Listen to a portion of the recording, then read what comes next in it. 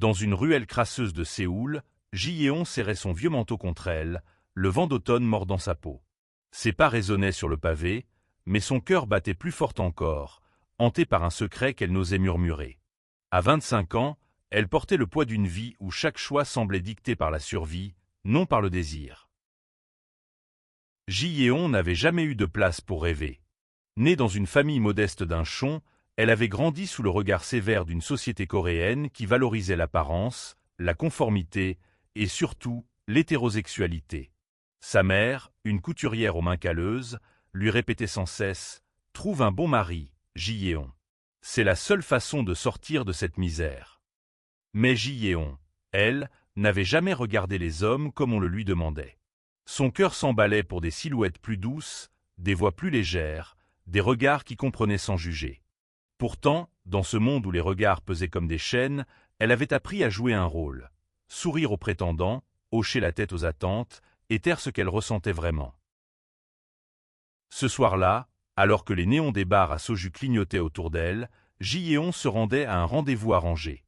Son patron, un homme bedonnant qui possédait une petite épicerie de quartier, avait insisté pour lui présenter son neveu, Minho. « Il est stable, il a un bon travail », avait-il dit avec un sourire paternaliste.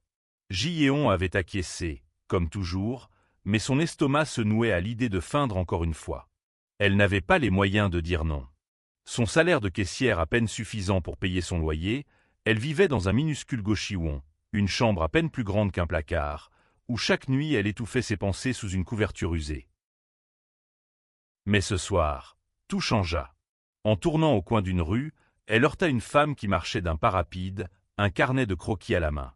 Les dessins s'éparpillèrent sur le sol, et Ji Yeon s'agenouilla précipitamment pour les ramasser, s'excusant dans un murmure. La femme, une étrangère aux cheveux châtains bouclés, lui sourit avec une chaleur inattendue. « Ce n'est rien, » dit-elle en coréen avec un accent doux. « Je m'appelle Claire. » Claire était une illustratrice française venue à Séoul pour un projet artistique. À 28 ans, elle avait fui Paris, cherchant à se perdre dans une ville où personne ne la connaissait. Son rire léger et son regard curieux captivèrent Ji Yeon, qui sentit une chaleur nouvelle envahir sa poitrine. Elles parlèrent brièvement, échangeant des banalités sur le froid automnal, mais chaque mot semblait chargé d'une promesse tacite. Claire lui tendit un dessin qu'elle venait de ramasser, une esquisse d'une femme seule sous un lampadaire. « C'est toi, non ?» plaisanta Claire, et Ji Yeon rougit, incapable de répondre. Le rendez-vous avec Minho fut un désastre. Il parlait fort, vantant son poste dans une entreprise de technologie, tandis que Ji Yeon fixait son assiette de tteokbokki, l'esprit ailleurs. Chaque fois qu'elle fermait les yeux, elle voyait le sourire de Claire, ses boucles dansant dans le vent. À la fin de la soirée, Minho lui proposa un second rendez-vous, mais elle murmura une excuse vague et s'enfuit dans la nuit. De retour dans son goshiwon, Ji Yeon s'assit sur son lit étroit, le dessin de Claire serré contre elle. Elle ne savait pas pourquoi elle l'avait gardé, mais il lui semblait précieux, comme un fragment d'une vie qu'elle n'osait pas encore imaginer. Elle murmura son nom à voix haute, « Claire », et pour la première fois depuis longtemps, elle sentit une lueur d'espoir percer l'obscurité de sa solitude. Mais la réalité la rattrapa vite. Le lendemain, son patron la convoqua. « Minho t'aime bien, » dit-il, les sourcils froncés. « Ne gâche pas cette chance, Ji Yeon. Tu n'as rien d'autre. » Ces mots la frappèrent comme une gifle. Elle baissa les yeux, acquiesçant par réflexe, mais au fond d'elle, une rébellion silencieuse prenait forme. Elle ne voulait plus jouer ce rôle. Pas après avoir croisé Claire.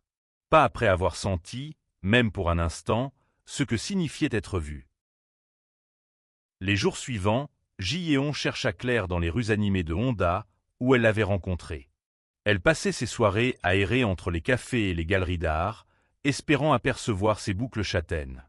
Elle ignorait ce qu'elle dirait si elle la retrouvait, mais l'idée de ne plus la revoir lui était insupportable. Chaque pas qu'elle faisait dans cette quête semblait défier le poids des attentes qui l'écrasaient depuis toujours. Un soir, alors que la pluie tombait doucement sur Séoul, Ji Yeon la trouva. Claire était assise dans un petit café, un carnet ouvert devant elle, un crayon dansant entre ses doigts. Ji Yeon hésita, son cœur battant à tout rompre, mais quelque chose en elle la poussa à entrer. Je t'ai cherché, murmura-t-elle, sa voix tremblante. Claire leva les yeux, surprise, puis un sourire illumina son visage. Moi aussi, répondit-elle simplement. Elles parlèrent pendant des heures, oubliant le monde extérieur. Claire raconta sa vie à Paris, ses rêves d'artiste et son besoin de fuir les jugements de sa famille conservatrice. Ji-yeon, d'abord timide, se confia peu à peu, avouant son sentiment d'être piégé dans une vie qui n'était pas la sienne. En Corée, on attend de moi que je sois quelqu'un d'autre, dit-elle, les larmes aux yeux. Claire tendit la main et serra la sienne, un geste simple mais bouleversant. Cette nuit-là, Ji-yeon rentra chez elle avec le cœur léger, mais aussi terrifié. Elle savait que ce qu'elle ressentait pour Claire était plus qu'une amitié. Et dans une société où l'amour entre deux femmes était à peine murmuré, ce sentiment était à la fois une libération et un danger. Pourtant, pour la première fois, elle se demanda si elle pourrait un jour choisir sa propre vérité, même si cela signifiait tout perdre. Les semaines qui suivirent furent un tourbillon d'émotions pour Ji-yeon. Chaque rencontre avec Claire, dans les cafés bondés ou les parcs tranquilles de Séoul, était comme une bouffée d'air frais dans une vie asphyxiée par les attentes. Mais chaque moment de bonheur était suivi d'une ombre. La peur de ce que signifiait aimer une femme, ici, en Corée, où les regards pouvaient être des juges impitoyables. Claire, avec son optimisme désarmant, semblait ignorer ces barrières. Elle parlait de ses projets, de ses dessins, et de son rêve de publier un livre illustré sur les âmes perdues des grandes villes. Ji-yeon l'écoutait, fasciné, mais aussi déchiré. Comment pouvait-elle se permettre de rêver avec Claire alors que sa propre vie semblait si fragile? Elle travaillait toujours à l'épicerie, sous le regard insistant de son patron, qui ne cessait de lui rappeler l'importance de bien se marier. Minho, le neveu, lui envoyait des messages réguliers, auxquels elle répondait par politesse, mais sans conviction. Un soir, Claire invita Ji-yeon à une exposition d'art dans une petite galerie de Itaewon. L'ambiance était vibrante, pleine de jeunes artistes et d'étrangers, un monde si différent de celui de Ji-yeon. Claire, vêtue d'une robe légère et d'un foulard coloré, semblait à l'aise, discutant avec des amis en anglais et en coréen. Ji-yeon, dans son jean usé et son pull trop grand, se sentait déplacée, mais Claire ne la laissait jamais seule. Elle lui prenait la main pour la guider à travers la foule, et ce contact, si simple, faisait battre le cœur de Ji-yeon plus fort que jamais. À un moment, Claire s'arrêta devant une de ses propres œuvres, une aquarelle représentant deux silhouettes féminines enlacées sous un ciel étoilé. « Ça me fait penser à nous », murmura-t-elle à Ji-yeon, un sourire timide aux lèvres. Ji-yeon sentit ses joues s'enflammer. Elle voulait répondre, dire à Claire que cette peinture était comme un miroir de ses désirs enfouis, mais les mots restaient coincés dans sa gorge. À la place, elle serra la main de Claire plus fort, espérant que ce geste parlerait pour elle. Mais la réalité ne tarda pas à les rattraper. Quelques jours plus tard, Ji-yeon reçut un ultimatum de son patron. « Minho est sérieux, Ji-yeon. Si tu continues à l'ignorer, je ne pourrai pas te garder ici. » La menace était claire. Son travail, sa survie, dépendaient de sa capacité à jouer le jeu de la conformité. Elle rentra chez elle ce soir-là, le cœur lourd, et pleura seule dans son goshiwon, tenant le dessin que Claire lui avait offert lors de leur première rencontre. Le lendemain, elle retrouva Claire dans un parc près de la rivière Han. Les feuilles d'automne tourbillonnaient autour d'elle, et Claire, sentant la détresse de Ji-yeon, lui demanda ce qui n'allait pas. Pour la première fois, Ji-yeon se confia entièrement. Elle parla de la pression de sa famille, des attentes de son patron, de la peur qui la paralysait à l'idée d'aimer quelqu'un comme Claire. « Je ne suis pas assez courageuse, » murmura-t-elle, les larmes coulant sur ses joues. « Je suis trop pauvre pour être moi-même. » Claire l'écouta en silence, puis posa une main douce sur son visage. « Tu n'es pas pauvre, Ji-yeon. Pas là-dedans, » dit-elle en touchant son cœur. « Tu es la personne la plus forte que j'ai rencontrée. » Ces mots, simples mais sincères, brisèrent quelque chose en Ji-yeon. Pour la première fois, elle se permit de croire qu'elle méritait mieux qu'une vie de façade.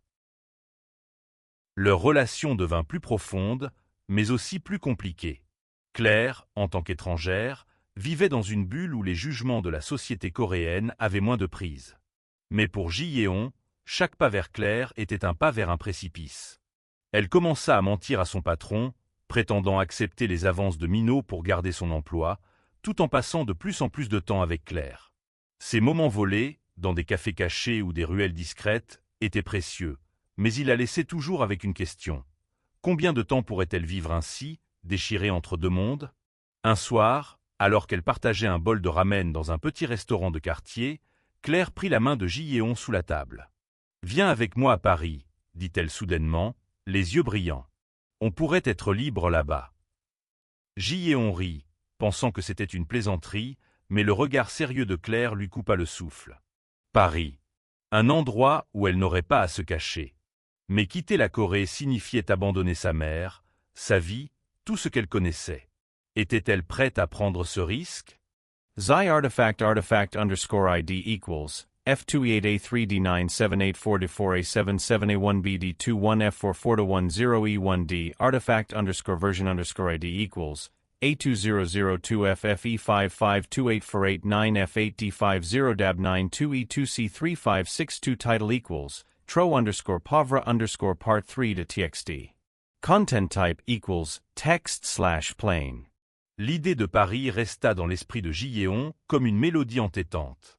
Chaque nuit, dans son gauchillon étouffant, elle imaginait des rues pavées, des cafés baignés de lumière, et surtout une vie où elle pourrait marcher main dans la main avec Claire sans craindre les regards.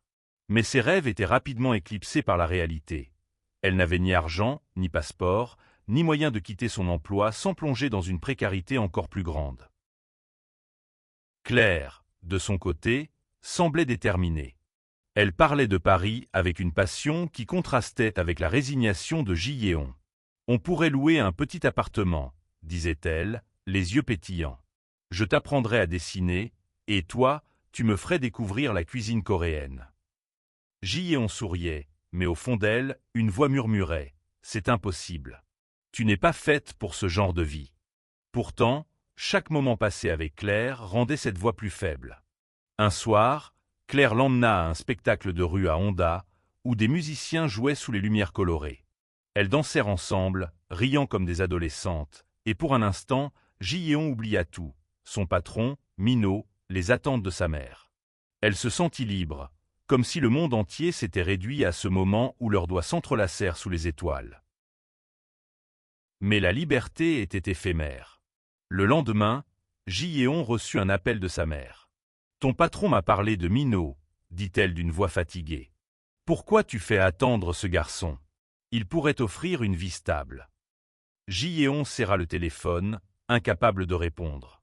Sa mère, qui avait sacrifié tant pour elle, ne comprendrait jamais ses sentiments pour Claire. Elle raccrocha, le cœur lourd, et se demanda si elle trahissait sa famille en suivant son cœur. Les tensions s'accumulèrent. Son patron devint plus insistant, organisant un autre rendez-vous avec Minot. Cette fois, il l'invita à un dîner formel dans un restaurant chic, où Ji-yeon se sentit encore plus étrangère. Minot, sûr de lui, parlait de mariage et d'une maison à Gangnam. Ji-yeon, mal à l'aise, acquiesçait mécaniquement, mais son esprit était ailleurs, avec Claire, dans ce café où elles avaient ri ensemble. Le point de rupture arriva un soir, lorsque Claire surprit Ji-yeon en train de quitter l'épicerie avec Minot. Claire, qui passait par là par hasard, s'arrêta net, son visage trahissant une douleur qu'elle tenta de cacher. « C'est lui, n'est-ce pas ?» demanda-t-elle plus tard, la voix tremblante. Ji-yeon, déchiré, expliqua tout, les pressions, son patron, la peur de perdre son emploi.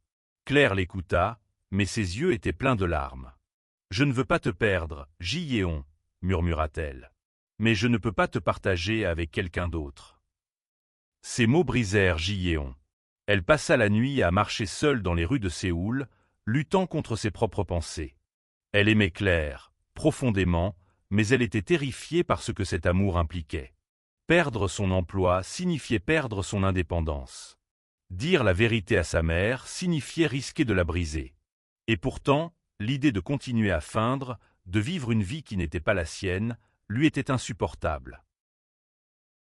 Le lendemain, elle prit une décision. Elle retrouva Claire dans leur café habituel et sans un mot, la serra dans ses bras. « Je ne veux plus mentir, » dit-elle, la voix tremblante mais résolue. « Je veux être avec toi.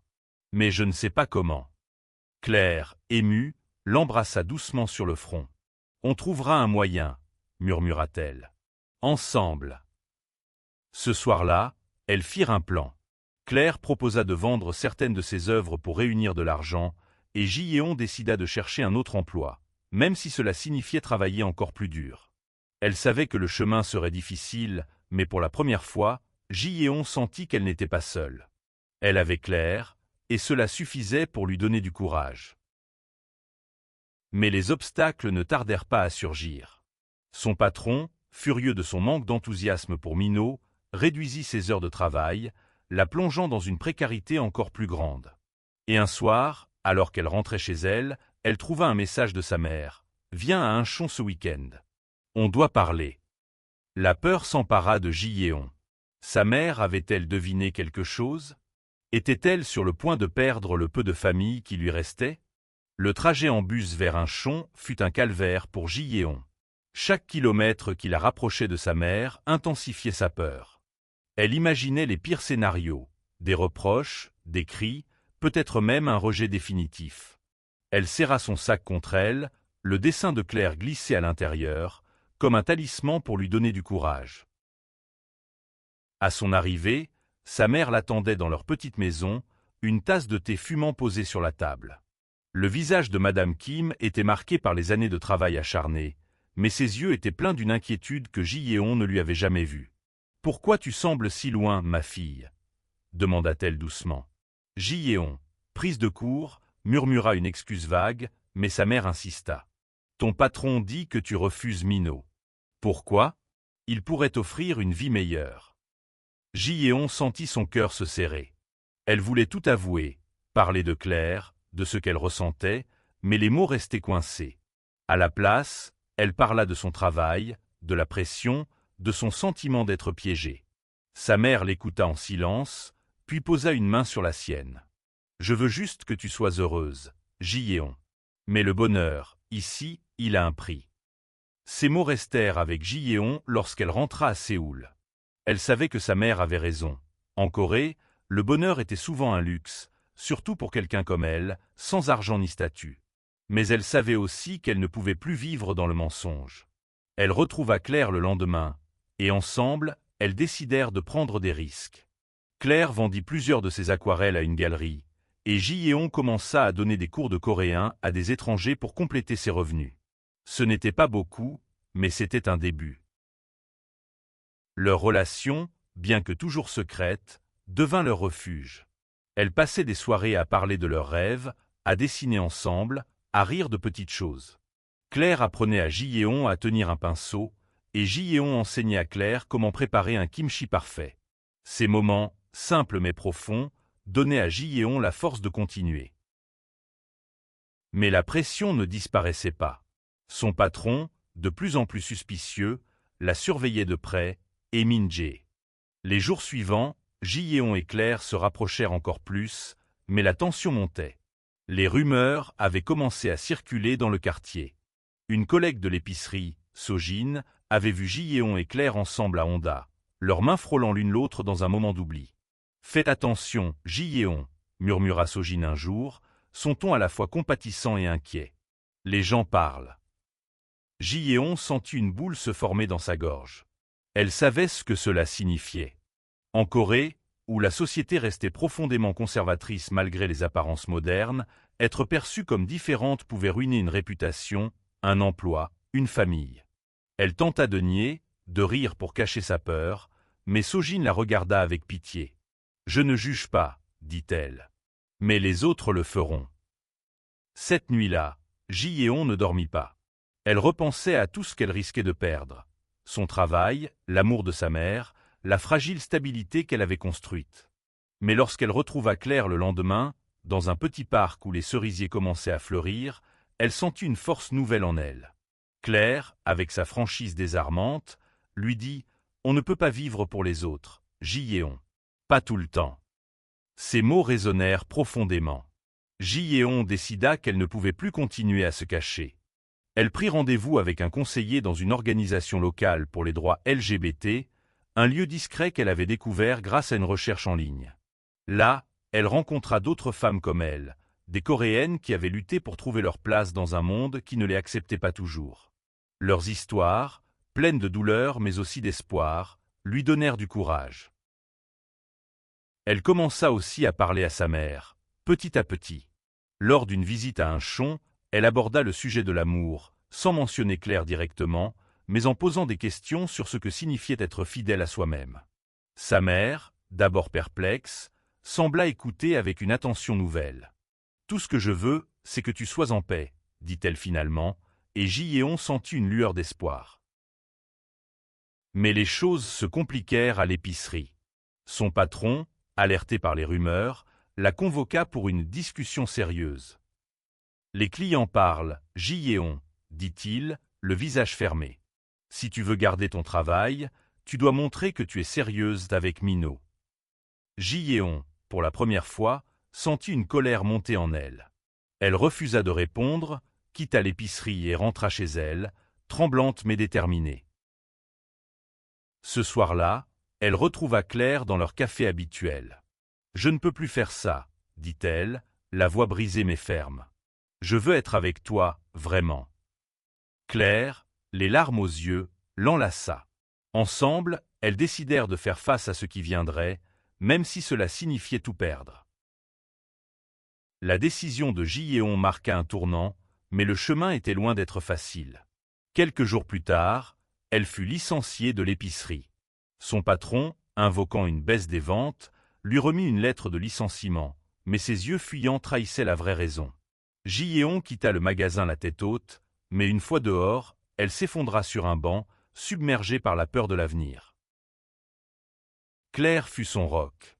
Elle trouva un petit boulot dans une librairie d'art à Itaewon, et bien que le salaire soit maigre, elle partagea ses revenus avec Ji-yeon. Elles commencèrent à vivre ensemble dans un minuscule appartement à Mapogu, un espace qu'elles transformèrent en refuge avec des dessins de Claire accrochés au mur et des plantes que Ji-yeon soignait avec amour. Chaque soir, elles cuisinaient ensemble, riant et pleurant, partageant des rêves d'une vie meilleure. Mais la société coréenne ne leur facilitait pas la tâche. Les voisins chuchotaient, et Ji-yeon recevait des messages anonymes, certains bienveillants, d'autres menaçants. Elle cacha la vérité à sa mère, mais les rumeurs finirent par arriver à Incheon. Un jour, madame qui m'appela, la voix tremblante. « Les gens disent des choses sur toi, Ji-yeon. Dis-moi que ce n'est pas vrai. » Ji-yeon prit une profonde inspiration. « Maman, je suis amoureuse, » dit-elle, les mots jaillissant comme une libération. « Elle s'appelle Claire, et elle me rend heureuse. » Le silence qui suivit fut assourdissant. Puis, sa mère murmura « Viens à la maison. On doit parler. » Le retour à Incheon fut terrifiant. Ji-yeon s'attendait à des cris, à un rejet. Mais sa mère, après un long silence, la serra dans ses bras. « J'ai peur pour toi, » dit-elle, les larmes aux yeux. « Mais je veux que tu sois heureuse. » Ce n'était pas une acceptation totale, mais c'était un début, un pont fragile entre deux mondes. Ji-yeon et Claire continuèrent à se battre. Claire obtint un contrat pour illustrer un livre pour enfants, et Ji-yeon trouva un emploi dans un café LGBT-friendly à Séoul. Leur vie restait précaire, mais chaque petit pas, un sourire partagé, une nuit sans peur était une victoire. Elles commencèrent à fréquenter des cercles militants, rencontrant d'autres personnes qui, comme elles, cherchaient à vivre leur vérité. Un soir, alors qu'elles regardaient les lumières de Séoul depuis leur balcon, Claire murmura « On est plus forte que tout ça, non ?» Ji-yeon hocha la tête, son cœur gonflé d'espoir. Elle savait que la route serait longue, mais elles étaient ensemble, et cela suffisait. C artefact-by-d égale D0F608-18544F9A09A3366F6 artefact-by version-by-d égale 4B30D8 Facette 7184D70900001C704F9B5 Title égal Trop pauvre par 6.txt Compte en type égal. Texte plein. Les mois passèrent, et Ji-yeon et Claire construisirent leur vie pas à pas. Leur appartement devint un havre, rempli de souvenirs. Des photos de leur voyage dans des villages coréens, des dessins de Claire, des recettes de Ji-yeon griffonnées sur des bouts de papier. Mais la société autour d'elle restait un défi. Les amis de Jyéon se divisaient. Certains l'encourageaient discrètement, d'autres s'éloignaient, mal à l'aise. Jyéon trouva du réconfort dans la communauté LGBT qu'elle avait intégrée. Elle participa à des ateliers, des discussions, et même à une petite marche des fiertés à Séoul, où elle marcha timidement, Claire à ses côtés, tenant une pancarte qui disait simplement « Aimez qui vous aimez ». Ce fut un moment de pure liberté, mais aussi un rappel des risques. Les regards hostiles, les murmures et les articles de presse critiquant l'événement lui rappelèrent que la Corée n'était pas encore prête à accepter pleinement des histoires comme la leur. Sa relation avec sa mère évolua lentement. Madame Kim invita Claire à un chon pour un dîner, un geste maladroit mais sincère. La soirée fut tendue, mais Claire, avec son charme naturel, raconta des histoires de Paris, faisant sourire Madame Kim malgré elle. « Tu as choisi quelqu'un de bien », murmura-t-elle à Jyéon avant leur départ.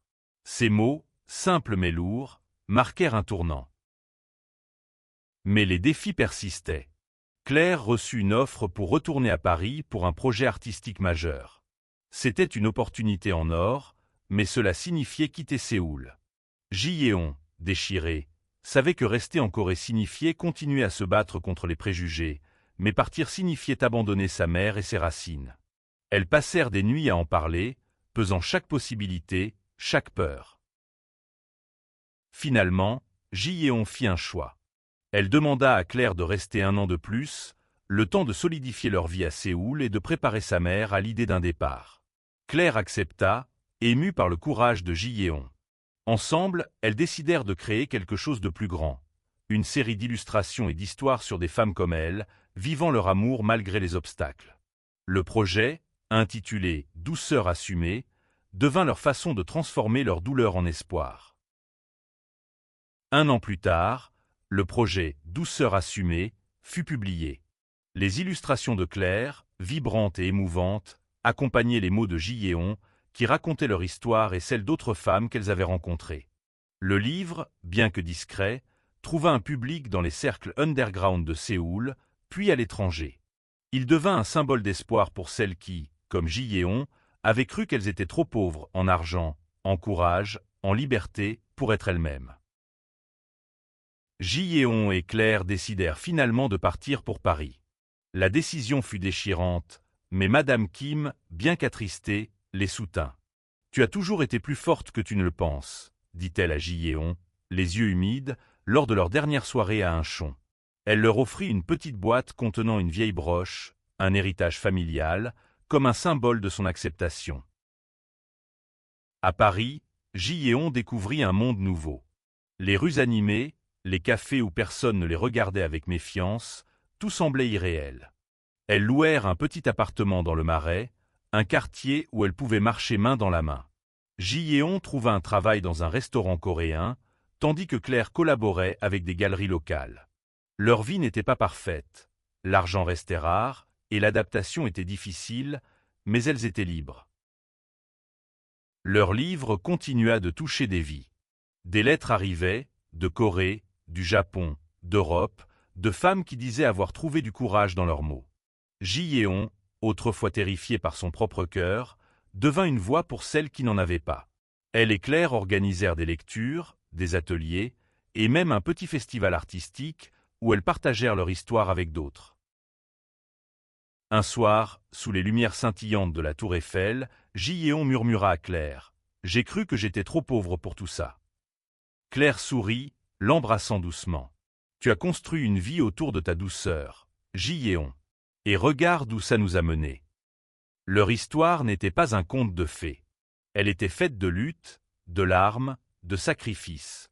Mais elle était aussi faite d'amour, de courage et d'une vérité assumée. Jyéon, autrefois forcée de jouer un rôle qui n'était pas le sien, avait trouvé sa place, non pas dans la richesse, mais dans la liberté d'être elle-même.